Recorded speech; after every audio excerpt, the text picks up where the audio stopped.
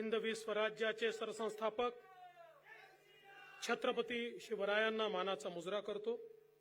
भारतीय राज्यघटनेचे शिल्पकार भारतरत्न डॉक्टर बाबासाहेब आंबेडकर यांना मानवंदना अर्पित करतो।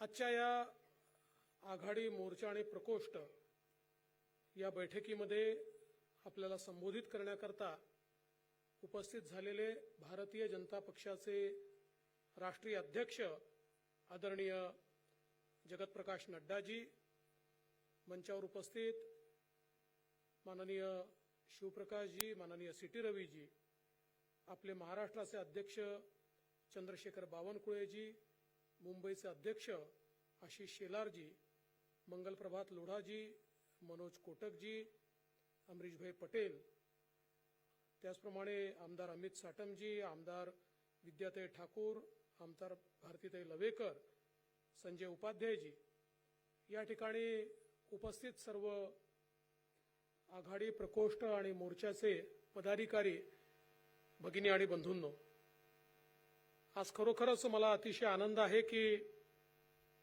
राष्ट्रीय अध्यक्षांच्या समवेत आमच्या आघाडी मोर्चा आणि प्रकोष्ठच्या प्रमुख कार्यकर्त्यांची ही सभा या ठिकाणी होते। खरं म्हणजे मी असं नेहमी म्हणतो की भारतीय जनता पक्षामध्ये आमच्या ज्या आघाड्या आहेत, आमचे जे मोर्चे आहेत आणि आमचे जे प्रकोष्ठ आहेत, यांचं एक आपलं वेगळं महत्त्व आहे। कारण ज्या ज्या जिल्ह्यांमध्ये आघाडी मोर्चे चांगलं काम करतात त्या त्या जिल्ह्यातलं काम हे आपल्याला उठून दिसतं, त्या त्या जिल्ह्यामध्ये आपल्याला विजय होताना दिसतो। आणि मुंबईमध्ये तर ज्याचा सातत्याने उल्लेख झाला की मुंबई ही मिनी इंडिया, एक छोटा भारत आहे आणि मुंबईमध्ये सगळ्या राज्यातले लोक आपल्याला पाहायला मिळतात, महाराष्ट्रातल्या सगळ्या भागातले लोक आपल्याला पाहायला मिळतात। आणि एवढंच नाही तर देशातली जी प्रमुख राज्य आहेत त्यांच्या वेगवेगळ्या जिल्ह्यातली लोक देखील आपल्याला मुंबईमध्ये पाहायला मिळतात। आणि म्हणून मुंबईमध्ये कार्याचा विस्तार करताना आपलं कार्य असलं पाहिजे आणि ते सर्वस्पर्शी असलं पाहिजे, या उद्देशातून खरं म्हणजे तयार केल्या। कारण शेवटी भारतीय जनता पक्षाची जी एक मुख्य बॉडी असते त्याचे काही नियम आहेत, त्याची काही बंधनं आहेत, किती लोकांना त्या ठिकाणी रिप्रेझेंटेशन मिळेल या संदर्भातले काही नियम आहेत। पण प्रत्येक वर्गावर जर पोचायचं असेल, प्रत्येक वर्गापर्यंत पोचून त्याला आपलंसं करायचं असेल तर त्याकरता त्या त्या वर्गाचे रिप्रेझेंटेटिव्ह हे भारतीय जनता पक्षाच्या रचनेमध्ये काम करणारे असले पाहिजेत। शेवटी एखादा राजकीय पक्ष हा आरशासारखा असतो। समाजातल्या कुठल्याही व्यक्तीने त्या आरशामध्ये पाहिलं तर आपला चेहरा त्याला दिसला पाहिजे। आणि हे जे प्रकोष्ठ आणि मोर्चे आहेत हे तेच काम करतात। मग कुठेतरी आमच्या युवकांनी जर त्या आरशामध्ये बघितलं तर त्यांना युवा मोर्चा दिसतो, आपलं चित्र त्या ठिकाणी दिसतं।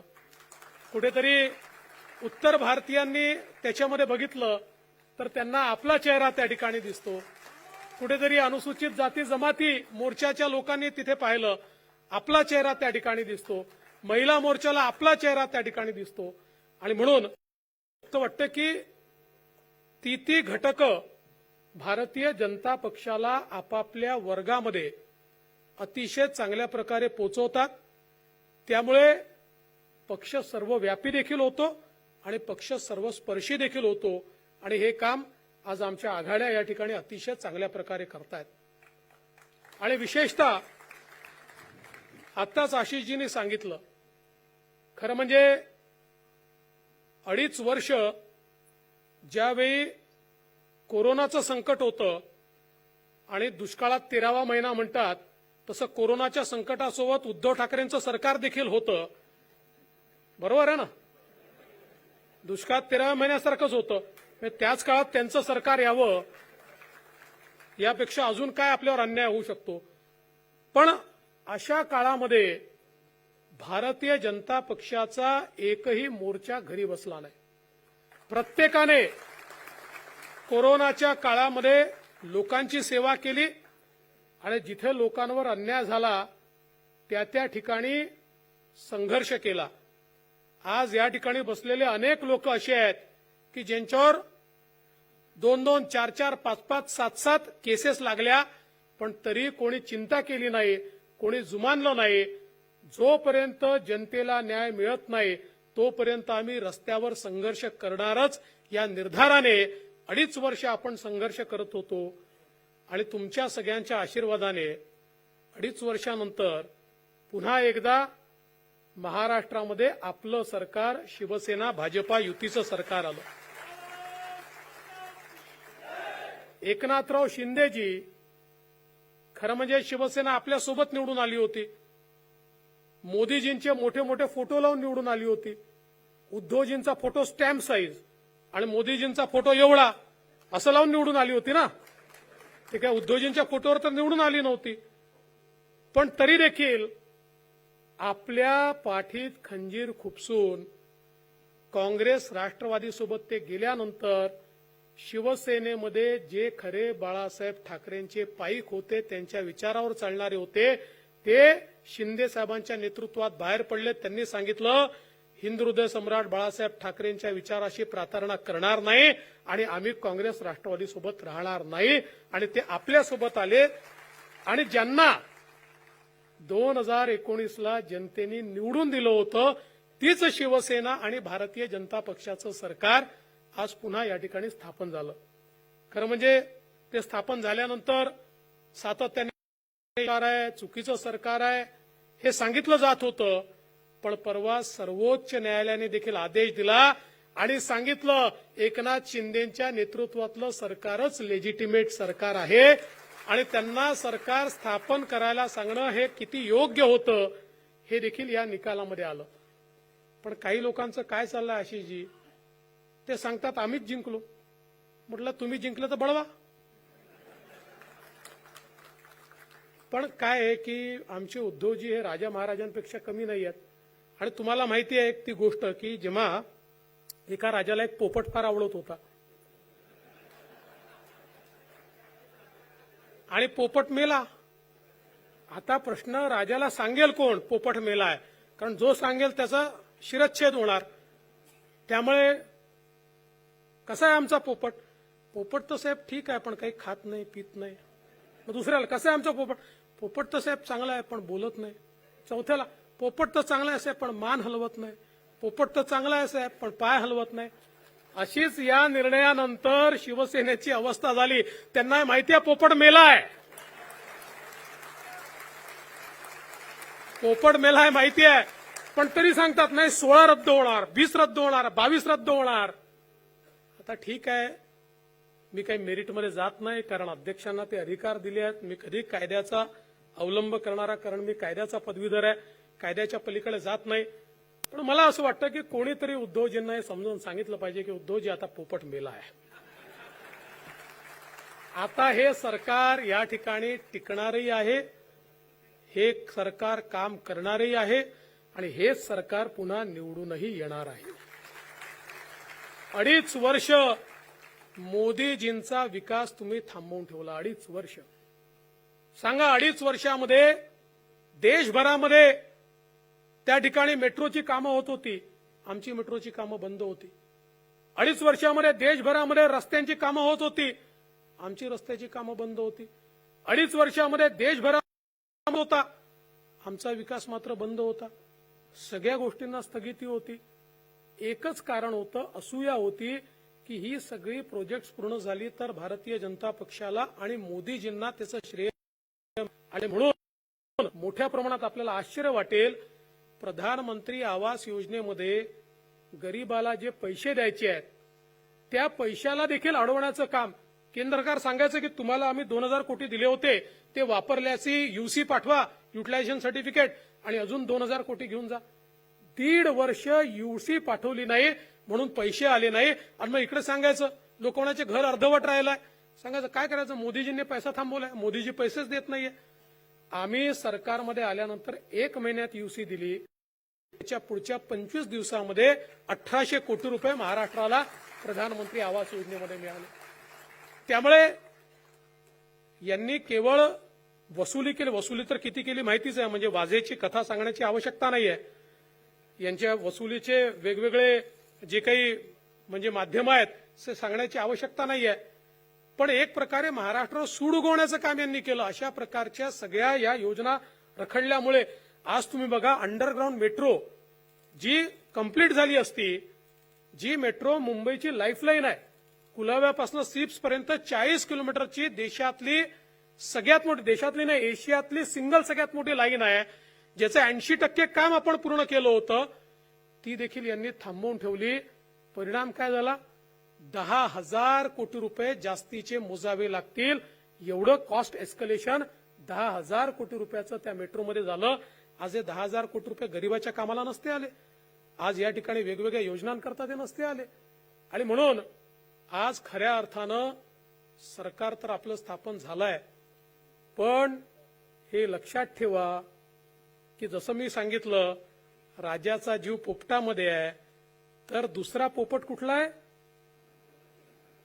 कुठला आहे? कुठला आहे? बीएमसी.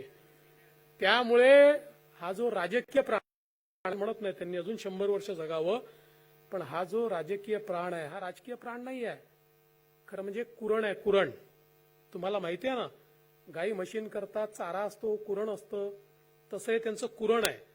25 वर्ष हे कुरण खाऊन खाऊन ते मोठे झाले आहेत. या ठिकाणी या मुंबईची तिजोरी लुटून लुटून हे मोठे झाले आहेत. आज तुम्ही बघा, एकनाथराव शिंदेंनी आम्ही निर्णय केला की या ठिकाणी कॉन्क्रीटचे रोड बांधायचे, हे नसते बांधू शकले. आज आम्ही 6,000 कोटीचे 2-2.5 वर्षामध्ये मुंबईमध्ये महानगरपालिकेच्या अखत्यारीतला एकूण एक रस्ता आम्ही कॉन्क्रीटचा करतोय. आणि तो झाल्यानंतर हे दरवर्षी 2-3 हजार कोटी रुपये हे खर्च करायचे रस्त्यांवर. आम्ही यावर्षी 6,000 कोटी, पुढच्या वर्षी 6,000 कोटी, एक 10-12 हजार कोटी रुपये खर्च केले की त्याच्यानंतर 40 वर्ष एक पैसा रस्त्यावर खर्च करावा लागणार आहे. असंच मुंबईला लुटत गेले, असंच मुंबईला खात गेले. आणि त्यामुळे जो पैसा मुंबईकरांचा आहे, आज तुम्ही बघा, मी तुम्हाला साधं उदाहरण सांगतो की आपल्याला वेगवेगळे जे आपले प्रकल्प आहे, जसं धारावी सारखा प्रकल्प आहे, धारावीचा प्रकल्प अंतिम टप्प्यामध्ये आपण आणून ठेवला होता, सगळं केलं होतं त्याचं. 2.5 वर्ष धारावीच्या प्रकल्पाला हात देखील यांनी लावला नाही. आपलं सरकार आलं, आपण टेंडर केलं. माझं अपेक्षा आहे पुढच्या 3 ते 4 महिन्यात धारावीचं काम सुरू आपण करू आणि त्यानंतर या धारावीमध्ये पूर्णपणे बदल झालेला आपल्याला दिसेल. त्यामुळे एकूणच या ठिकाणी विकासाला चालना देण्याकरता ही महानगरपालिका जी आहे, जेव्हा इलेक्शन होईल, ऑक्टोबर हो, नोव्हेंबर हो, सप्टेंबर हो, जे काय होईल, म्हणजे आता कोणालाच माहित नाही, कारण सुप्रीम कोर्टमध्ये केस आहे. पण सुप्रीम कोर्टात जुलैमध्ये जर केस लागली तर कदाचित त्याच्या पुढच्या 2 महिन्यामध्ये त्याचा निकाल येऊ शकतो. जेव्हाही ती हो, त्यावेळी ही महानगरपालिका यांच्या विळख्यातनं बाहेर काढली पाहिजे. ज्या महानगरपालिकेच्या पैशाच्या भरोशावर हे पोचले जात आहेत, तो पैशाचा खुराक जोपर्यंत आपण बंद करणार नाही आणि मुंबई महानगरपालिकेची तिजोरी ही मुंबईकरांच्या हातात जोपर्यंत आपण देणार नाही. बघा, एवढे कामं आपण केले, आज मुंबई एवढीच बदलते आहे. आज मुंबईमध्ये मोठ्या प्रमाणात रस्त्यांची कामं चालली आहेत. आज मुंबईमध्ये स्लम्समधले संडास आपण चांगले केले, त्या ठिकाणी लाईट आपण लावले, त्या ठिकाणी पिण्याच्या पाण्याच्या काही योजना आपण केल्या. अनेक ठिकाणी आपण मोठ्या प्रमाणात मेकॅनाइज पद्धतीचं कपडे धुण्याच्या मशीन्स देखील त्या ठिकाणी लावल्या. इतकं सगळं सौंदर्यीकरण केलं. हे सगळं आपण करतो. हे करत असताना यांचा आरोप काय? म्हणाले तुम्ही मुंबईचे पैसे संपवताय, तुम्ही मुंबईचे पैसे संपवताय. पैसे काय चाटण्याकरता ठेवले आहेत? पैसे जनतेकरताच आहेत. पण तरी देखील आम्हाला असं वाटलं की चुकून आपण संपवत तर नाहीये. लक्षात आलं, एवढं सगळं केल्यानंतरही मुंबई महानगरपालिकेच्या डिपॉझिटमध्ये 10,000 कोटीची वाढच झाली आहे. म्हणजे मग मला प्रश्न पडला की आधी पैसे जात कुठे होते, काय नेमकं त्या पैशाचं होत होतं. आणि म्हणून मुंबई महानगरपालिका आपल्याला जिंकायची आहे. ती काही कोणाला महापौर बनवायचा, उपमहापौर बनवायचा याकरता नाही. मुंबईची महानगरपालिका मुंबईच्या जनतेला आपल्याला सोपवायची आहे. मुंबईची तिजोरी मुंबईच्या जनतेच्या हातामध्ये आपल्याला द्यायची आहे आणि त्यानंतर मोदीजींच्या नेतृत्वात लोकसभा आपण जिंकू आणि मोदीजींच्या आशीर्वादानं विधानसभा देखील आपण जिंकू. आणि त्याकरता आपल्या सर्वांना माझी विनंती आहे, आपापल्या प्रकोष्ठामध्ये, आपापल्या मोर्चामध्ये, आपापल्या आघाडीमध्ये आपण कृपया आपण या ठिकाणी चांगल्या प्रकारचं काम करावं. खरं म्हणजे आज वेगवेगळ्या ज्या आघाड्या काम करतायत त्या आघाड्यांना माझी विनंती आहे की आता नवमतदारांची नोंदणी करणं गरजेचं आहे. प्रत्येक आघाडीने नवमतदारांची नोंदणी आज या ठिकाणी केली पाहिजे. कारण आपल्याला आश्चर्य वाटेल, मध्यंतरीच्या काळामध्ये इलेक्शन कमिशनचे लोक आले होते आणि त्यांनी सांगितलं की आपल्याकडे 18 ते 22 हा जो वयोगट आहे, या वयोगटामध्ये युनिव्हर्सिटीमध्ये रजिस्टर्ड अशा प्रकारच्या विद्यार्थ्यांची संख्या आणि त्यापैकी किती वोटर आहे अशी संख्या जर विचार केला तर ती केवळ 20% आहे. म्हणजे 80% 18 ते 22 हा वयोगट रजिस्टर व्हायचा आहे. आणि हा कुठला वयोगट आहे? हा मोदीजींना मानणारा वयोगट आहे. हा मोदीजींच्या कामावर प्रसन्न असलेला वयोगट आहे. हा भारतीय जनता पक्षाचा वयोगट आहे. त्यामुळे या 18 ते 22 वाल्या वयोगटाला आज मोठ्या प्रमाणात आपल्याला आकृष्ट केलं पाहिजे. आज स्किल डेव्हलपमेंटमुळे आज आमचे लोढाजी या ठिकाणी आहेत. लोढाजींनी स्किल डेव्हलपमेंटचं काम अतिशय उत्तम केलं आणि आज प्रत्येक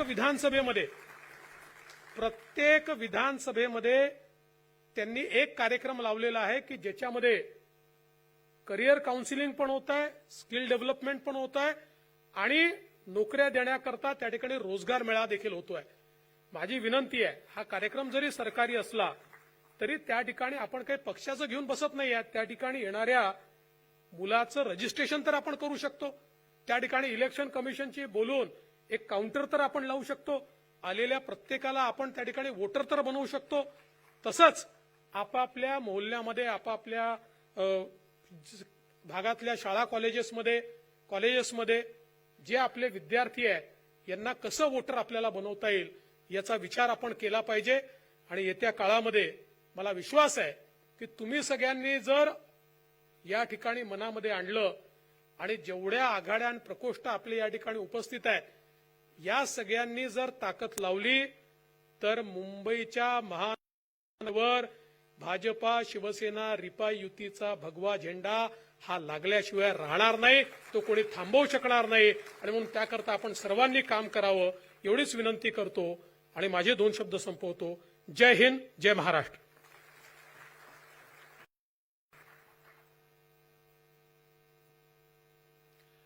मैं प्रतीक करपे जी से विनती करता हूं कि वो महाराष्ट्र के सह प्रभारी जयभान सिंह जी पवैया जो उपस्थित है वो उनका स्वागत करे. जयभान सिंह जी का.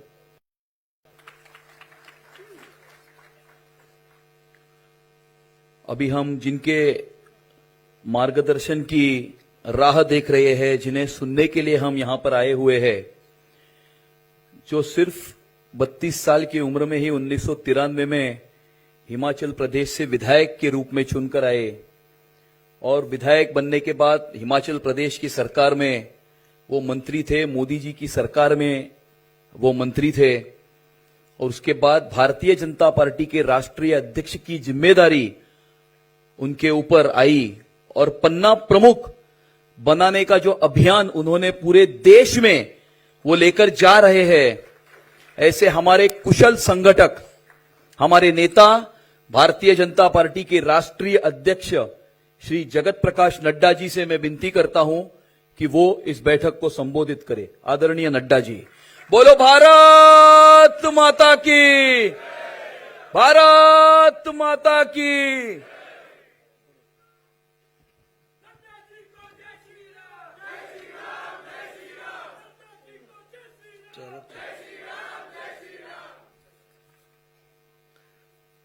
आज के इस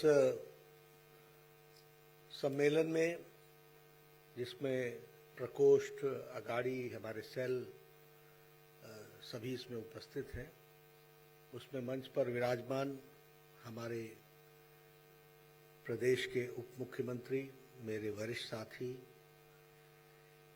श्री देवेंद्र फडणवीस जी, हमारे बहुत ही जुझारू और कर्मशील और संवेदनशील मुंबई के अध्यक्ष श्री आशीष शेलार जी, हमारे महाराष्ट्र के प्रदेश के अध्यक्ष चंद्रशेखर बावनकुले जी, हमारे राष्ट्रीय सह संगठन मंत्री श्री प्रकाश जी, हमारे राष्ट्रीय महामंत्री सीटी रवि जी, हमारे सह प्रभारी जयभान सिंह पवैया जी, हमारे मंगल प्रभात लोढ़ा जी, मंत्री जो महाराष्ट्र सरकार में हैं, श्री अमित सत्तम जी जो जुहू के विधायक हैं, हमारे लोकप्रिय सांसद और संसद में मेरे साथी श्री मनोज कोटक जी, हमारे प्रदीप करपे जी जो सोशल मीडिया के इंचार्ज हैं, श्रीमती भारती लवेकर जी जो विधायक हैं, विद्या ठाकुर जी, श्री अमरीश पटेल जी जिनके हम का प्रांगण में एक कार्यक्रम कर रहे हैं, जो विधान परिषद के सदस्य हैं, श्री संजय उपाध्याय जी महामंत्री मुंबई के, सम्मानित मंच, और यहाँ इतनी बड़ी संख्या में हमारे सभी अगाड़ी और हमारे मोर्चे और सेल के और प्रकोष्ठ के जिला स्तर के पदाधिकारी और कार्यकर्ता बंधु।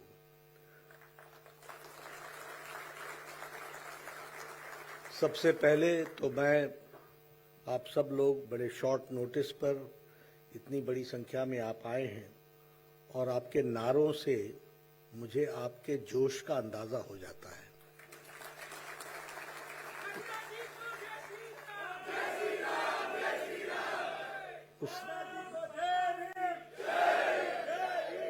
उससे मुझे पता चल जाता है कि आपके अंदर कितनी ऊर्जा है। इसलिए सबसे पहले तो आपको उस ऊर्जा के लिए आपको बहुत बहुत बधाई और शुभकामनाएं। दूसरी बात, मैं आशीष शेलार जी को और हमारे आयोजकों को बधाई देता हूं जिन्होंने इतनी अच्छी एक सम्मेलन करके सारे विषय को रखने का प्रयास किया है। और तीसरी बात कि आशीष शेलार जी ने और देवेंद्र फडणवीस जी ने जो आप लोगों के जोश भरा है, उसमें मुझे कुछ ज़्यादा जोड़ने की ज़रूरत नहीं है कि उन्होंने बहुत डिटेल में आपके साथ सारे विषयों को रखा है और आपने उसको अच्छे तरीके से ग्राह्य भी किया है। लेकिन मैं आया हूं तो कुछ बातें मुझे करना मेरी जिम्मेवारी भी होती है और आपके साथ शेयर करना भी आवश्यक होता है। मैं जब भी कोई चर्चा करता हूं तो हमेशा इस बात की चिंता करता हूं कि जो हमारे सामने बैठे हुए लोग हैं उनको उनकी बुलंदियों का एहसास है, नहीं है तो कितना है, और अगर नहीं है तो उनको अपनी बुलंदियों का एहसास जरूर होना चाहिए।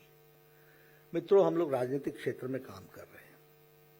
आज राजनीति में हर एक कोई अपने तरीके से अपनी अपनी पार्टी को आगे बढ़ाने का काम करता है, लेकिन मैं हमेशा कहता हूं कि भारतीय जनता पार्टी के कार्यकर्ता के रूप में हमें भारतीय जनता पार्टी के सदस्य के रूप में काम करने का मौका मिल रहा है। ये हम लोग बहुत सौभाग्यशाली समझे जो हमको ये मौका मिला है। और फिर मैं कहने के लिए नहीं कह रहा हूं, ऐतिहासिक तथ्य है, क्योंकि ये अकेली पार्टी है जिसकी ग्रोथ साइंटिफिक है। ये अकेली पार्टी है जिसकी ग्रोथ वैचारिक है। ये अकेली पार्टी है जिसकी ग्रोथ के साथ साथ कार्यकर्ता का डेवलपमेंट इनबिल्ट है। आप दुनिया में, देश में सभी पार्टियों की तरफ नजर दौड़ाइए। सबसे पहली बात तो यह है कि हम ऐसे समय में कार्यकर्ता बने हैं जब दुनिया की सबसे बड़ी पार्टी भारतीय जनता पार्टी बन गई। 18 करोड़ की पार्टी है। चाइना की कम्युनिस्ट पार्टी जो है वो 9 करोड़ की है। यानी we are the largest party, सबसे बड़ी पार्टी। और हम ऐसे समय में काम कर रहे हैं जब हमारा नेतृत्व देश के प्रधानमंत्री नरेंद्र मोदी जी कर रहे हैं। और ये ऐतिहासिक पल है। मैं ऐतिहासिक इसलिए कहता हूं क्योंकि करके लोग भारतीय जनता पार्टी पर रिसर्च करेंगे और वो इस पर चर्चा करेंगे कि मोदी एरा में किस तरीके से देश ने छलांग लगा करके विकास को किया। इसलिए उस समय हमको काम करने का मौका मिल रहा है। So we are privileged. हमारे लिए बहुत ही सौभाग्य की बात है कि हम उसके पार्ट एंड पार्सल उसको अपनी आंखों से देख रहे हैं, उसको हम समझ कर पा रहे हैं। दूसरी बात कि हम अमृत काल में पार्टी के साथ जुड़े हैं। काल का लक्ष्य है कि 2047 तक भारत को विकसित भारत बना देना है। इस पर हम काम कर रहे हैं और उस काम के हम सब पार्ट एंड पार्सल हैं। हम सब लोगों में से ज्यादातर लोग 2047 देखने वाले हैं, तो 2047 तक के बदलाव में हम पार्ट एंड पार्सल। तो एक बहुत बड़ी बात है जिसमें हम ये कह सकते हैं कि हां, हमें भी काम करने का अवसर मिला था। अब आप देखिए, भारतीय जनता पार्टी यानी भारतीय जनसंघ 50 के दशक से हम काम कर रहे हैं। 4-4 पीढ़ियां खप गई। पीढ़ी दर पीढ़ी कभी हमारा प्रधानमंत्री होगा, कभी हमारी देश में सरकार बनेगी।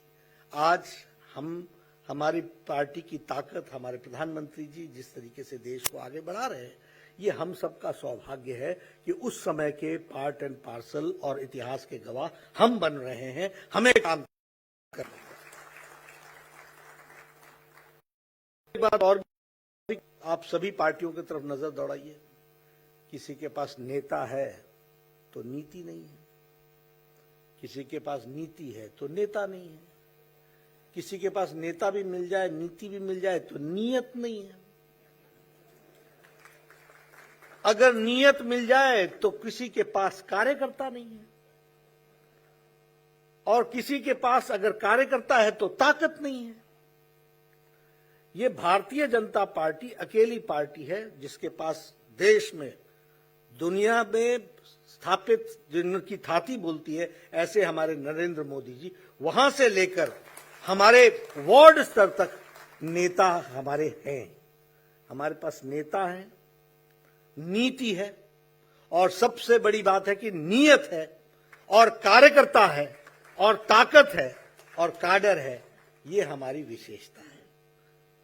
इसलिए मित्रों, ऐसी परिस्थितियों में हम आगे न बढ़े या हम आगे न जाएं तो यह हम लोगों के लिए एक बहुत ही दिक्कत की बात होगी। ये हमारा चैलेंज है। ये हमें कोई कारण नहीं है कि हम कहें कि हमको दिक्कत है। हमें हमेशा और आगे बढ़ते जाना है। दूसरी बात मैं ये भी कहूंगा कि भारतीय जनता पार्टी एक आइडियोलॉजिकल बेस्ड पार्टी है, एक काडर बेस्ड पार्टी है, और एक मास फॉलोइंग वाली पार्टी है। आप देखिए, कांग्रेस पार्टी का आइडियोलॉजिकल डाइल्यूशन हो गया कि नहीं हो गया? कहां से चले थे, कहां पहुंच गए। बाकी जो रीजनल पार्टीज हैं उनका तो आइडियोलॉजिकल ग्रोथ ही नहीं हुआ था, तो डाइल्यूशन क्या, वो तो खड़े ही नहीं हो पाए थे वैचारिक पृष्ठभूमि पर। कोई पॉलिटिकल पार्टी आप उठा के देख लीजिए, सारी पॉलिटिकल पार्टीज परिवार की पार्टियां बन गई हैं।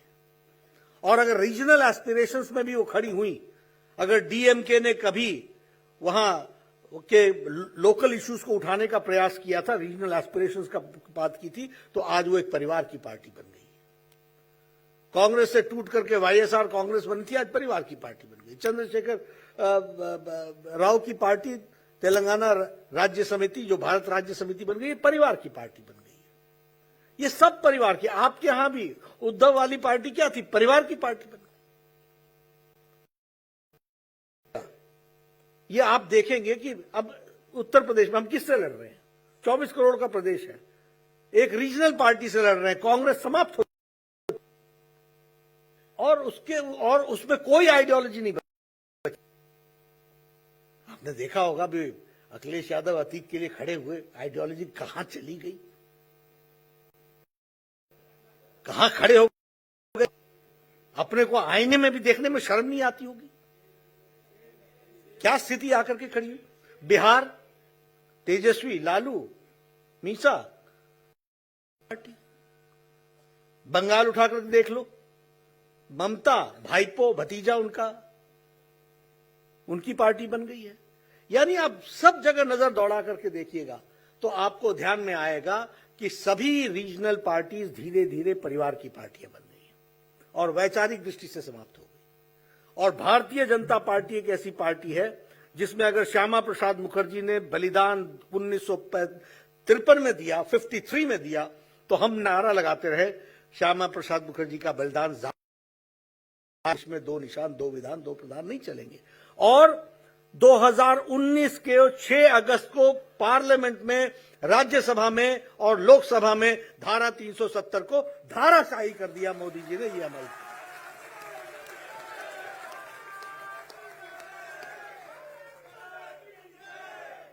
मोदी जी की इच्छा शक्ति और अमित शाह की रणनीति ने धारा 370 को धाराशाही कर दिया। कब? 1953 में। एक देश में 2 निशान 2 विधान 2 प्रधान नहीं चलेंगे। लेकिन पीढ़ी निकल गई, हमारा लक्ष्य वही रहा। ये हमारी आइडियोलॉजी है।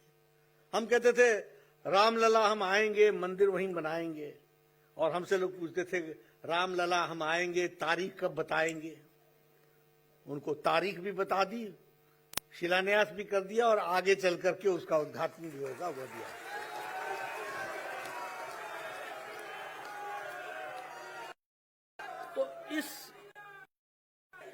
तो हम आइडियोलॉजिकल बेस्ड पार्टी है, हमारे विचारधारा को लेकर के चलने वाली पार्टी है।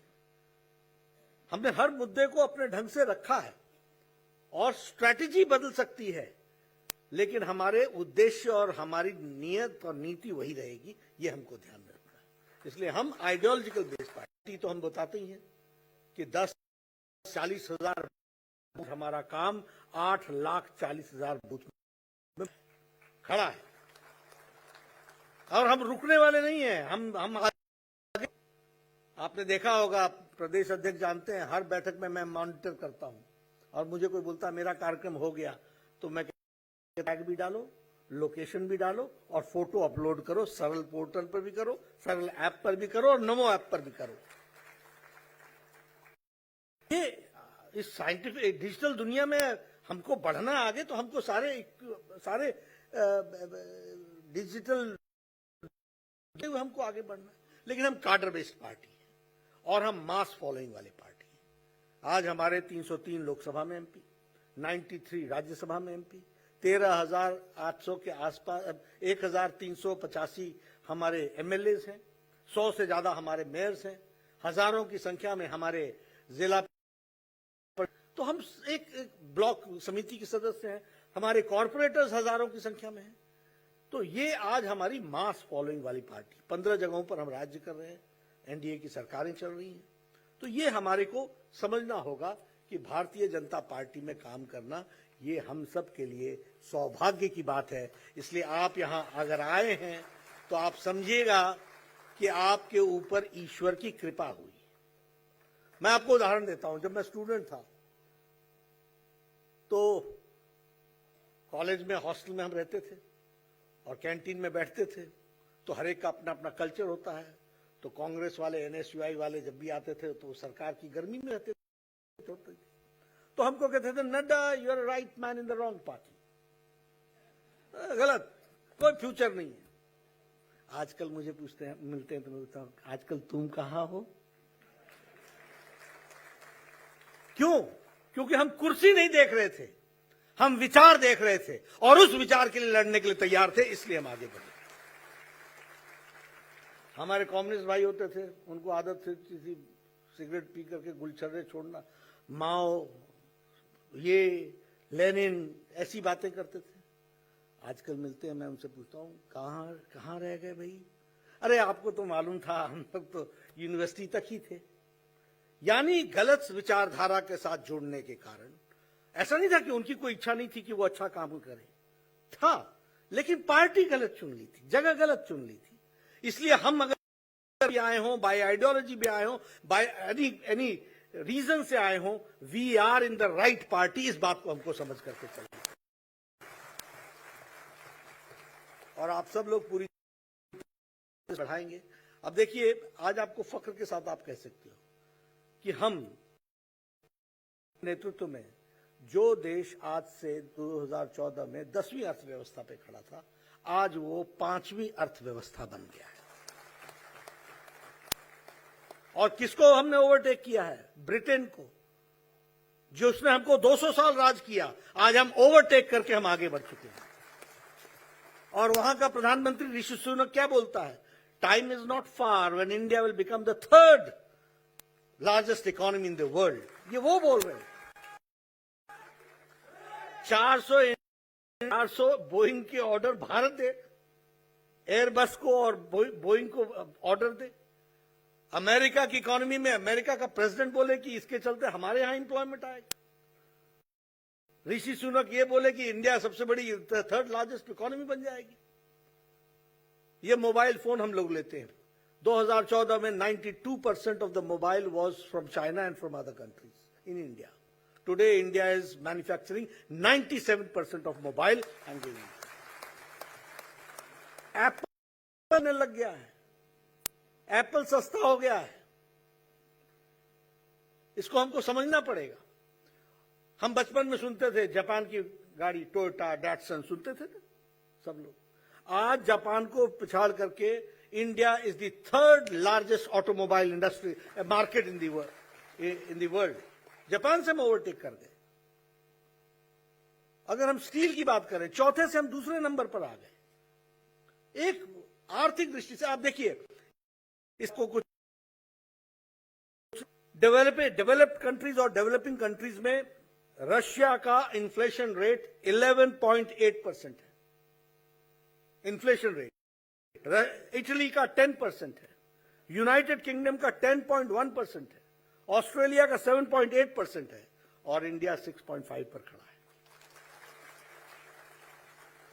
दुनिया में मंदी आई है, कोरोना के और यूक्रेन की बार सप्लाई चेन पर पड़ी है, लेकिन यह स्थिति है। जीडीपी की बात कीजिए, चाइना की जीडीपी ग्रोथ जो है वो 3.2% है, फ्रांस की 2.5% है, जर्मनी की 1.5% है, यूनाइटेड किंगडम की 3.6% है, यूनाइटेड स्टेट्स ऑफ अमेरिका की 1.6% है, इंडिया की 6.8% ग्रोथ रेट।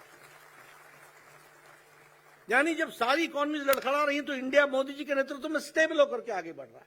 अब ये परसेंटेज मैं कहां कांग्रेसी भाइयों को समझाऊं, जिनको ये समझ में नहीं आएगा। It is so difficult. भाई हम किसी के कुछ दृष्टि दे सकते हैं, विजन थोड़ी ना दे सकते। उसकी दृष्टि सुधार सकते हैं, विजन तो उसका ही होगा। जिसने देखना ही नहीं तो मैं क्या करूं। कुछ बातें सुन ली हैं, उसको लेकर के बढ़ते रहते हैं। हमारे यहां मोदी जी हर एक महीने मेला कर रहे हैं और रोजगार दे रहे हैं और उसके अवसर प्रदान कर रहे हैं। आफ्टर ऑल ये इंडियन क्या हुआ, सब लोगों ने कोरोना में फ्री बीज बांटे। मोदी जी ने यही पैसा गरीबी को समाप्त करने के लिए प्रधानमंत्री गरीब कल्याण अन्न योजना में लगाया, एग्रीकल्चर सेक्टर में 1 लाख करोड़ रुपए लगाया, एमएसएमई सेक्टर में इन्वेस्ट किया और सबसे ज्यादा 10 लाख करोड़ रुपए इंफ्रास्ट्रक्चर पर लगाया, जिसने भारत की इकोनॉमी को, अगर सड़क बनती है तो इकोनॉमी बढ़ती है, अगर इंफ्रास्ट्रक्चर में कनेक्टिविटी बढ़ती है तो इकोनॉमी बढ़ती है। प्रदेश के प्रदेश की रेलवे लाइंस को इलेक्ट्रीफाई किया जा रहा है, तीव्र गति से काम हो रहा है। अब 3 वंदे भारत और 3 साल के अंदर 300 ट्रेनें चलने वाली हैं। हर 15 दिन पर एक नई ट्रेन चल रही है। कल प्रधानमंत्री जी पुरी में श्री गणेश करने वाले हैं एक ट्रेन का। हर 10-15 दिन में किसी न किसी उसका ट्रेन वंदे भारत। और वंदे भारत में मैं चाहूंगा कि आप लोग कभी सफर कीजिए, आपको नए भारत का आपको नजर आएगा कि आज भारत की ट्रेन कैसी हो गई। चीजें हमको समझने की है, जानने की है और इनको लोगों के सामने रखने की है। अब आत्मनिर्भर भारत की बात करेंगे, अगर डिफेंस में एक्सपोर्ट्स में हम 16,000 करोड़, डिफेंस एक्सपोर्ट्स में 16,000 करोड़ हम अब एक्सपोर्ट कर रहे हैं, यानी अब हम दुनिया को दे रहे हैं। और भारत का इंपोर्ट जो है वह लगभग 11% ड्रॉप हुआ है, यानी हम लेना कम कर रहे हैं और देना बढ़ा रहे हैं और दुनिया को हम दे रहे हैं। ये स्थिति आकर के खड़ी हो गई। नहीं तो भारत किस लिए जाना जाता था, ये स्कैम वो स्कैम, ये डील वो डील, मतलब इक्विपमेंट खरीदना मतलब स्कैम, यही भारत जानता था। आज हम लोगों ने प्रोक्योरमेंट अपनी बढ़ा दी है और प्रोक्योरमेंट में आत्मनिर्भर भारत में भारत खुद बनाने लगा है। बहुत से ऐसे आइटम्स हैं जिसको तो हम लोगों ने तय ही कर लिया है, मोदी जी के नेतृत्व में उन्होंने तय ही कर लिया है कि ये आइटम भारत में ही बनेंगे और हम भारत वाले अपने लिए भी रखेंगे और दुनिया को भी देंगे। ये स्थिति आकर के खड़ी। कोरोना मैनेजमेंट में मैं आपको बता दूं, देखिए हेल्थ मिनिस्टर रहा हूं, इस देश ट्यूबरक्लोसिस को नेशनल प्रोग्राम बनने में, इस देश में टेटनस की दवाई को आने में 40 साल लग गए। इस देश में जैपनीज इंसेफ्लाइटिस की दवा को जापान में बन गया था, 100 साल लग गए। 1906 में आया था, 2006 में भारत में पहुंचा। और वो भी जब योगी जी बने एमपी थे तो उनके क्षेत्र में इंसेफ्लाइटिस आया। दवा को पहुंचने में 20 साल लग गए। और इधर कोरोना आया, 9 महीने के अंदर प्रधानमंत्री जी ने एक नहीं 2 वैक्सीन बना करके, और इंडिया 100% डबल डोज लेकर के तैयार है। यह भारत की स्थिति बन गई। अमेरिका में भी 76% की वैक्सीनेशन हुई है, यूरोप में 67% की वैक्सीनेशन हुई, जापान में भी इसी प्रकार का है। लेकिन भारत डबल डोज और बूस्टर लगा करके तैयार है। ये और जजमेंट डिसीजंस देखिए आप, प्रधानमंत्री गरीब कल्याण अन्न योजना, एक बात तय हुई कि 100 साल पहले महामारी आई थी और 100 साल में बीमारी से ज्यादा लोग भूखमरी से मर गए थे। इसलिए प्रधानमंत्री जी ने 80 करोड़ की जनता को 2 वक्त की रोटी का इंतजाम किया और 5 किलो गेहूं, 5 किलो चावल, 1 किलो दाल ये देने की व्यवस्था की। इंफ्रास्ट्रक्चर के लिए 10 लाख करोड़ रुपए खर्च किए, एमएसएमई सेक्टर के लिए खर्च किया, एग्रीकल्चर सेक्टर के लिए 1 लाख करोड़ रुपए खर्च किया। इसका इम्पैक्ट आकर के हम सब लोगों को देखने को मिलता है। और मैं कई बार इसकी चर्चा भी करता हूं। भारत की धाक और भारत की धूम और भारत की ताकत और आवाज को अगर आपको जानना हो, अफगानिस्तान से कौन देश था जिसने अपने लोगों को वापस लिया? आपने वो तस्वीरें देखी ना कि एयरक्राफ्ट उड़ने जा रहा है और कोई चक्का पकड़ के खड़ा है, देखा है ना आपने? और एक अफगान से भारत के लोग और अफगान के लोगों को भी लेकर के आए, अन्य देशों के भी लोगों को लेकर के आए। यूक्रेन में लड़ाई में बताइए प्रधानमंत्री जी ने पुतिन से बात की कि नहीं की? जेलेंस्की से बात की कि नहीं की? और थोड़े समय के लिए सीज फायर कराया कि नहीं कराया? और 32,000 बच्चों को लेकर के भारत के तिरंगा झंडा, 4 मंत्री कैबिनेट रैंक के मंत्री भेजे गए, बॉर्डर पर तुरंत उनका वीजा लगा और 114 फ्लाइट्स में 32,000 लोगों को लेकर के आए, भारत पहुंचा है। ये बदलता भारत है। अब कांग्रेसियों को क्या बताएं कि कैसे बदलता है भारत, जिसने बदलना ही नहीं, जो खुद ही ना बदले तो उनको क्या बताएं। लेकिन मैं तो आपके सामने आंकड़े रख रहा हूं कि कैसा बदलता हुआ भारत है। तो ये सब चीजों को हमको, कोविड डिप्लोमेसी की बात करें, भारत ने 100 देशों को वैक्सीन दी है और 48 देशों को मुफ्त दी है वैक्सीन। यानी भारत लेने वाला भारत नहीं है, भारत अब देने वाला भारत बन गया। ये भी हमको ध्यान में रखना चाहिए। मित्रों, अगर मैं यहां की बात करूं तो मुंबई में 38,800 करोड़ के प्रोजेक्ट जो हैं आपके यहां मुंबई में, वो उन प्रोजेक्ट्स को अप्रूवल मिली है। फाउंडेशन स्टोन जिसका रखा गया है, मैं ठीक बोल रहा हूं देवेंद्र जी?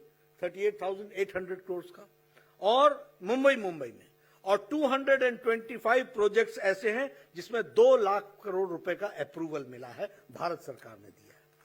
अभी चर्चा हो रही थी, आपके यहां सारे मॉडर्न फैसिलिटीज के साथ कॉन्क्रीटाइजेशन हो रही है, शायद 160 किलोमीटर की हो रही है, और 6,000 करोड़ रुपए आप खर्च कर रहे हैं, और सदा के लिए आप डांबर की राजनीति समाप्त कर रहे हैं।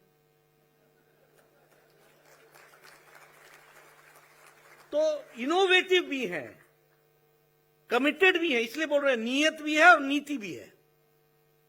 हमारी नीयत साफ है, इसलिए नीति है, इसलिए सीमेंटेड हो रहा है, इसलिए उसी में डक्ट बनेंगे, उसी में सारी चीजों को बना करके मोस्ट मॉडर्न रोड्स को बनाने का प्रयास कर रहे हैं, ताकि बंबई की जनता को इन सब चीजों से निजात मिल सके।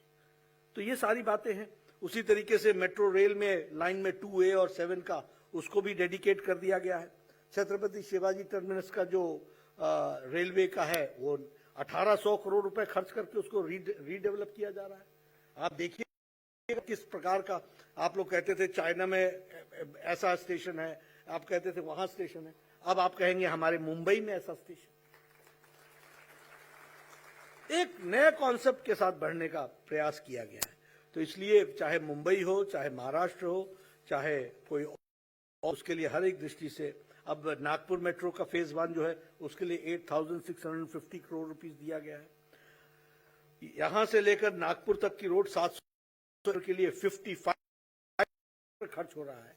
तो इंफ्रास्ट्रक्चर पे खर्च होने से डेवलपमेंट कितनी फास्ट होती है। और ये सिर्फ सड़क नहीं होगी, इस सड़क के दाएं बाएं की जमीन की कीमत भी अलग होगी। सिर्फ सड़क ही नहीं होगी, इकोनॉमिक का बहुत बड़ा कारण बनेगा, जिसको हमको समझना चाहिए। तो ये सारी डेवलपमेंट्स को हम सब लोग आगे बढ़ाने। और प्रधानमंत्री जी ने पॉलिटिकल कल्चर भी चेंज कर दिया। अभी आशीष शेलार जी बात कर रहे थे, देवेंद्र जी बात कर रहे, दोनों ने विकास की बात की और दोनों ने बताया अपना रिपोर्ट कार्ड कि हमने क्या किया और क्या करेंगे और क्या कर रहे हैं। आपने कभी कांग्रेस के स्टेट में कभी ऐसे इस तरीके का भाषण सुना है जहां वो आके बोलते हो कि मैंने ये किया? डिविजिव पॉलिटिक्स, लोगों को डिवाइड करना और डिवीजन में वोट बैंक की पॉलिटिक्स, यही वो करते रहे। और भारतीय जनता पार्टी ने मोदी जी के नेतृत्व में पॉलिटिकल कल्चर को बदला है और आज जो कल्चर हुआ है वो डेवलप। उन्होंने परिवारवाद को चुना है, हमने विकासवाद को चुना है। और विकासवाद में भी सबका साथ, सबका विकास, सबका विश्वास, सबका प्रयास। और गांव, गरीब, वंचित, पीड़ित, शोषित, दलित, युवा, महिला, किसान, इनकी चिंता की है। अभी किसान की दृष्टि से देखा जाए अगर, तो प्रधानमंत्री किसान सम्मान निधि 10,74,00,000 लोगों को 2-2 हजार रुपए हर चौथे महीने हम दे रहे हैं, 6,000 रुपए दे रहे हैं। और देवेंद्र जी उसमें और जोड़ रहे हैं और वो 6,000 वो दे रहे हैं नमो किसान सम्मान निधि की दृष्टि से, तो 12,000 उनको मिल रहा है। और कैसे मिल रहा है? डिजिटली मिल रहा है। मुझे याद है 11वीं किस्त प्रधानमंत्री जी ने शिमला के रिज मैदान से दी। उन्होंने एक बटन दबाया और 15 सेकेंड्स के अंदर 10 करोड़ 84 लाख किसानों के खाते में 2-2 हजार रुपए पहुंच गए। दिस इज चेंजिंग इंडिया, जिसको हमको समझना चाहिए। इसलिए पॉलिटिकल कल्चर को भी बदलने का प्रयास हुआ है और बजट की दृष्टि से भी सारी चीजों को आगे बढ़ाने का प्रयास हुआ है। मित्रों, मैं आपसे एक निवेदन जरूर करूंगा और वो ये कि हम फ्रंटल ऑर्गेनाइजेशन है। हम फ्रंटल ऑर्गेनाइजेशन जो होता है ना, वो आर्मी का इन्फेंट्री होती है, आप समझ रहे हैं, जो सबसे आगे चलती है। तो उसका काम होता है कि टारगेट सेट करना, कहां हिट करना है, कौन सी जगह नमी है, कौन सी जगह कमी है, किसको किस जगह पर देखना है और नए लोगों को अपने साथ जोड़ना है। ये फ्रंटल ऑर्गेनाइजेशन का काम होता है। इसके लिए हमको 2 ध्यान में रखना है। हमारा यूनिफॉर्म ग्रोथ हो, यानी अगर ओबीसी मोर्चा है तो कोई एक ही जाति का उसमें ओबीसी में तो नहीं डेवलप हो रहा है, सभी जातियों में डेवलप हो रहा है कि नहीं हो रहा है। अगर माइनॉरिटी मोर्चा है तो सभी माइनॉरिटीज में हमारा काम पहुंचा है कि नहीं पहुंचा है। अगर युवा मोर्चा है तो युवा मोर्चा में सभी कास्ट के बैकग्राउंड के युवा जुड़ रहे हैं कि नहीं जुड़ रहे हैं। अगर महिला मोर्चा है तो सभी लोग, महिलाएं जुड़ रही हैं कि नहीं जुड़ रही है, गृहिणी जुड़ रही है कि नहीं जुड़ रही है, वर्किंग लेडीज जुड़ रही है कि नहीं जुड़ रही है, पढ़ी लिखी जुड़ रही है कि नहीं जुड़ रही है, और उसमें यूथ जुड़ रहा है कि नहीं जुड़ रहा है, क्योंकि हमको फ्यूचर देख करके चलना है। और तीसरी बात, हमको डुप्लीकेशन से बचना है। मैं जब युवा मोर्चा का राष्ट्रीय अध्यक्ष था तो क्या होता था, हाँ बहुत अच्छी संख्या हुए। अब क्या होना, हमारे जिला अध्यक्ष ने भी वो नंबर जोड़ लेना और हमारे युवा मोर्चा ने भी वो नंबर जोड़ लेना।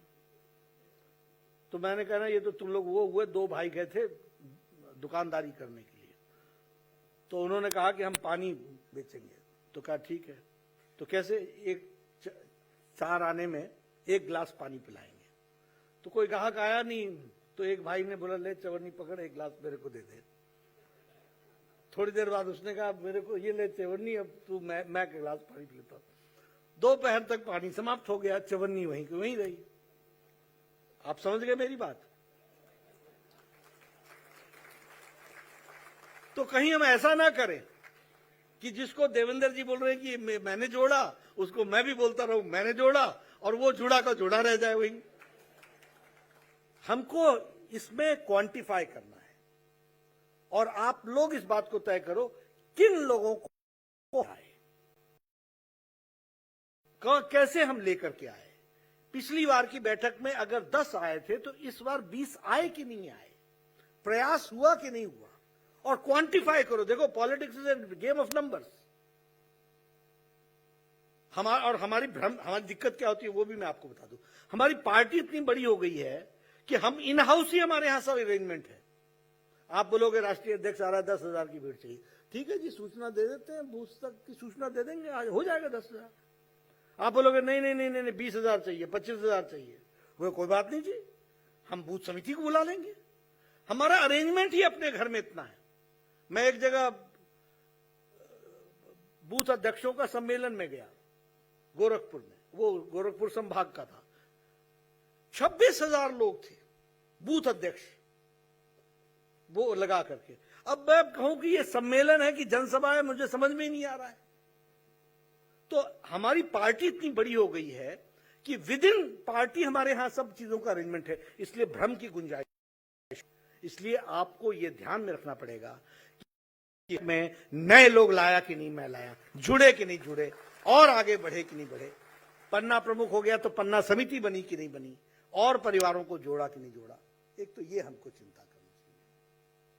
दूसरा, मैंने अभी पन्ना प्रमुखों की बैठक में भी कहा, वो आपसे भी मैं शेयर करता हूं, आर्ट ऑफ कम्युनिकेशन सीखिए।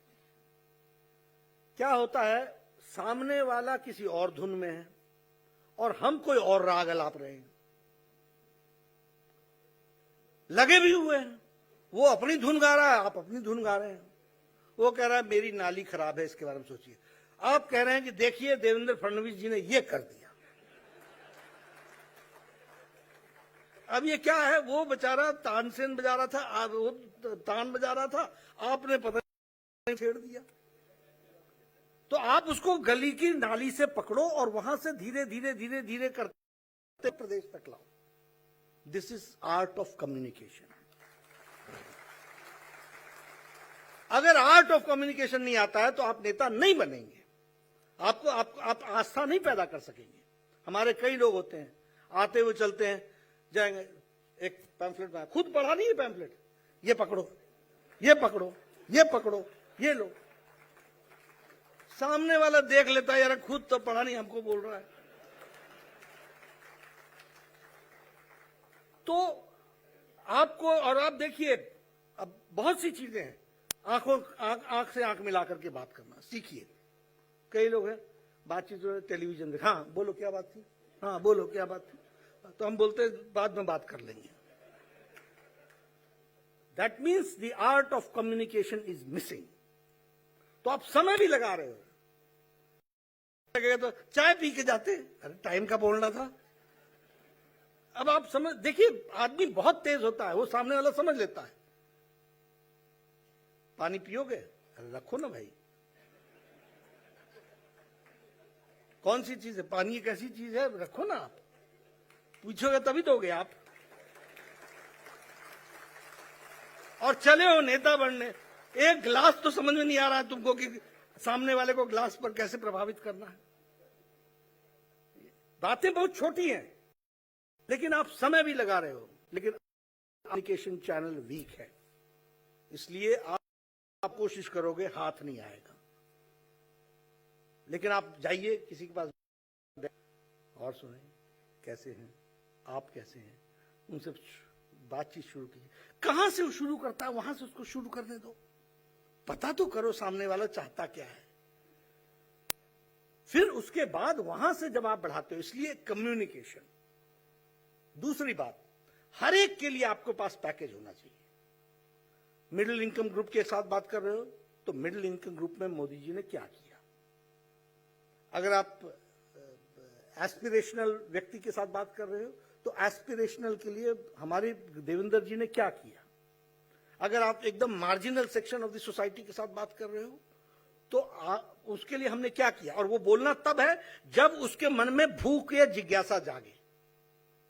अपने से हमारे लोग क्या होते हैं, एंटीबायोटिक इंजेक्शन एक एक इंजेक्शन रखे होते हैं, दे ठोक, माने न माने, उसको जरूरत है ना है। सामने वाला पढ़ा लिखा है यार, तुमसे ज्यादा जानता है, दिन में ज्यादा टीवी, उसके पास ज्यादा इंफॉर्मेशन है, और तुम अपना इंजेक्शन लेके चले वो। कम्युनिकेशन में सामने वाले की जरूरत क्या है और उसके अनुसार उसकी दवाई दो, तब। इसलिए टॉकिंग पॉइंट्स हमारे पास रेडी होना चाहिए। कौन सा चैप्टर किसके लिए है, जो जिसके लिए चैप्टर है, यूथ है, वो आपको शुरू इस तरीके से कहा, you don't know, life is something else. अब yes, but what do you feel, आप उसी से पूछिए, फिर वो शुरू करेगा, फिर उसके 10 इरादे निकलेंगे, फिर आप कहिए कि दीज आर द क्वेश्चंस, इस पर तुम्हारा क्या कहना है, तब धीरे धीरे आप उसके साथ कम्युनिकेट कर पाएंगे। लेकिन हमको इतनी पेशेंस रखनी पड़ेगी। इसलिए मैं आप सब लोग, क्योंकि आप हमारे अगाड़ी हैं, आप हमारे फ्रंटल ऑर्गेनाइजेशन हैं, आप लोगों के बीच में जा रहे हैं, तो हम देखिए, आप सिर्फ इंडिविजुअल नहीं हैं, आप चलते फिरते भारतीय जनता पार्टी के दूत हैं। आप चलते फिरते भारतीय जनता पार्टी के सिपाही हैं। इसलिए आप जितना सुशोभित रहेंगे उतना ही भारतीय जनता पार्टी सुशोभित। इसलिए आपको अपनी कंडक्ट को और अच्छा इंप्रूव करना पड़ेगा और उसको समझना पड़ेगा, उसकी बारीकियों को समझना पड़ेगा। तो मैंने आपसे कुछ मजाक में ये बात बताने की कोशिश की है, क्योंकि मैं देखता रहता हूँ, मिलता रहता हूँ, जमीन पर जाता रहता हूँ। मैंने अभी पिछली बैठक में सुना, कई लोग, देखिए लाइन पकड़ा कीजिए, नड्डा जी आप आए, बहुत अच्छा लगा, आप तो आते रहते हैं, आपके साथ ये जो 4 मूर्तियां आई हैं ना, ये भी बहुत अच्छा लगा।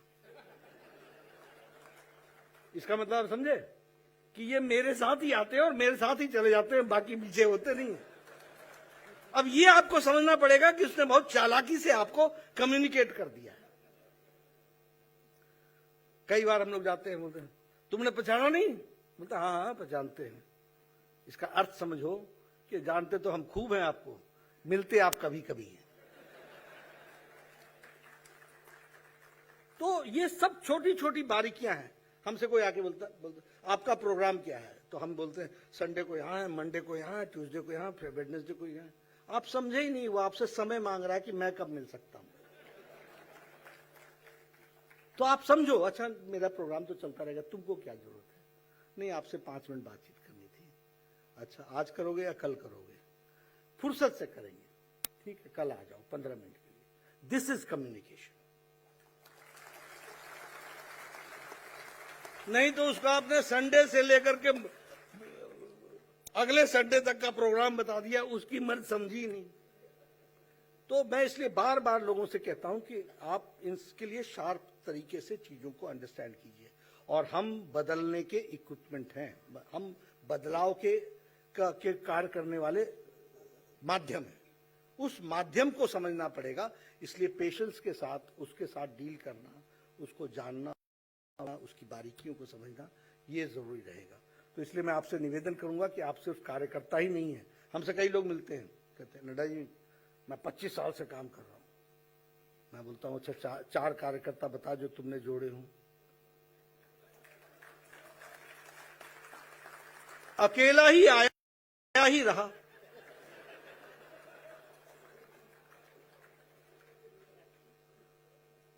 ये हमको समझना पड़ेगा। देखिए पॉलिटिक्स में हमको पॉलिटिकल पार्टी के लिए काम कर रहे हो तो हमारा कंट्रीब्यूशन क्या है, what is our contribution, that has to be understood and it has to be always assessed. आपको हमेशा देखना पड़ेगा कि 2000 तक पहुंचे थे, 2000 हमको कितना जोड़ना है और उसके लिए कैसे जोड़ेंगे। ये जब आप आर्ट सीख लेंगे तो भारतीय जनता पार्टी के लिए आप अच्छे उपकरण बनेंगे और माध्यम बनेंगे, ऐसा मेरा कहना है। इस पर भी जरा आप ध्यान देंगे तो अच्छा रहेगा। आपने मेरी बात सुनी, बहुत बहुत धन्यवाद।